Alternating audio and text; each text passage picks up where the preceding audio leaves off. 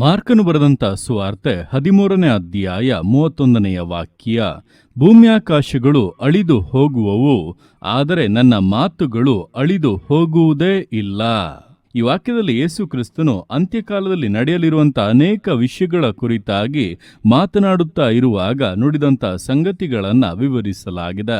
ನೋಡುವಂಥ ಸಮಯದಲ್ಲಿ ಆತನು ಸ್ಪಷ್ಟವಾಗಿ ಹೇಳುತ್ತಾ ಇದ್ದಾನೆ, ಭೂಮ್ಯಾಕಾಶಗಳು ಅಳಿದು ಹೋಗುವವು, ಆದರೆ ನನ್ನ ಮಾತುಗಳು ಅಳಿದು ಹೋಗುವುದೇ ಇಲ್ಲ ಎಂಬುದಾಗಿ. ಅಂದರೆ ಯೇಸು ಕ್ರಿಸ್ತನ ಬಾಯಿಂದ ಬಂದಂಥ ಮಾತುಗಳು ಎಂದಿಗೂ ಕೂಡ ಅಳಿದು ಹೋಗುವುದಿಲ್ಲ.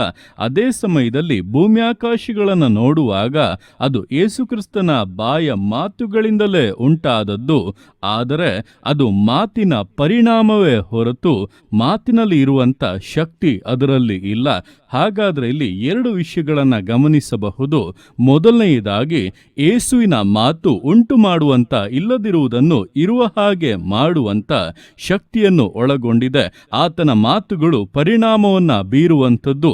ತಾನು ಹೊರಟಂಥ ವಿಷಯವನ್ನು ನೆರವೇರಿಸದೆ ಅದು ಬರಿಗೈಯಲ್ಲಿ ವ್ಯರ್ಥವಾಗಿ ಹಿಂತಿರುಗುವುದೇ ಇಲ್ಲ.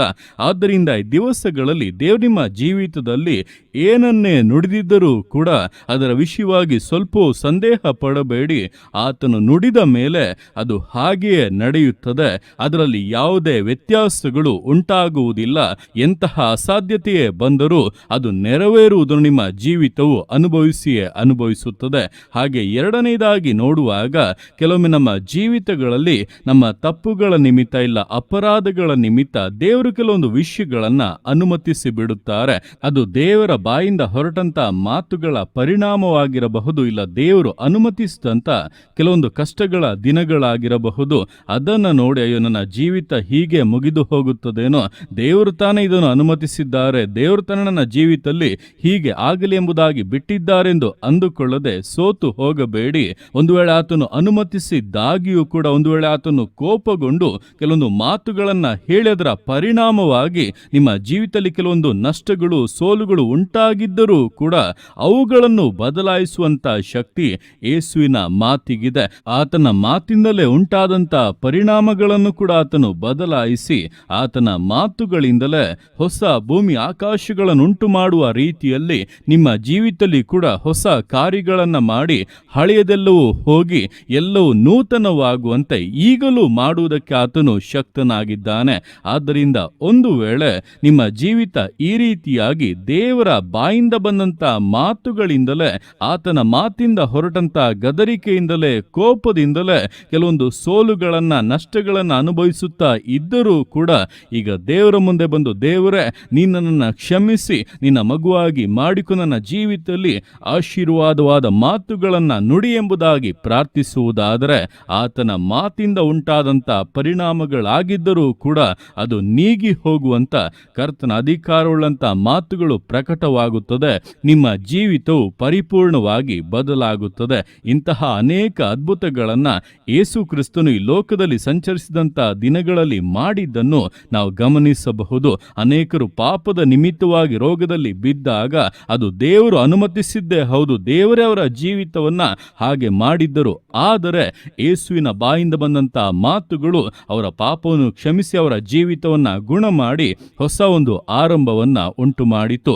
ಅಂತಹ ಅದ್ಭುತ ಕಾರ್ಯಗಳು ಈ ದಿವಸಗಳಲ್ಲಿ ನಿಮಗೂ ಕೂಡ ನಡೆಯಲಿದೆ.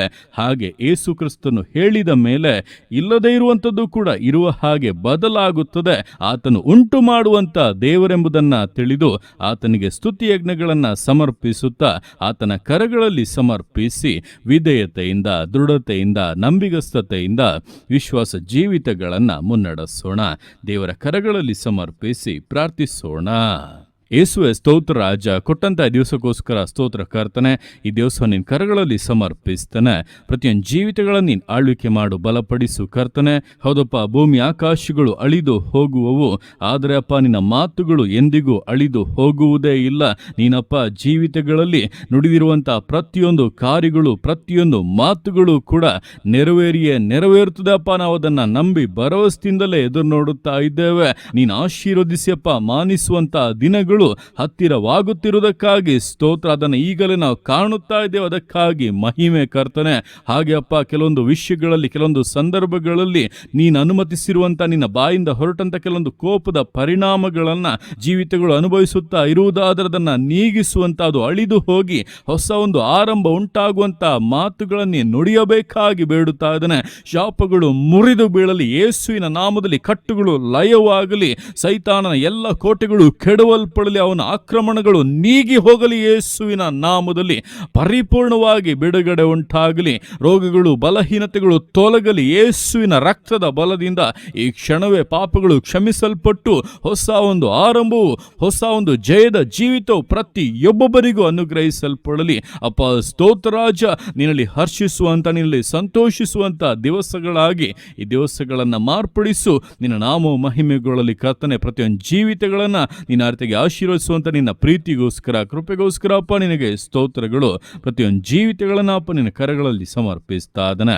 ಆಶೀರ್ವದಿಸು, ಮಾನಿಸು, ಘನಪಡಿಸು.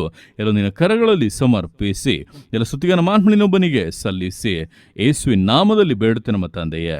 ಆಮೇನ್, ಆಮೇನ್.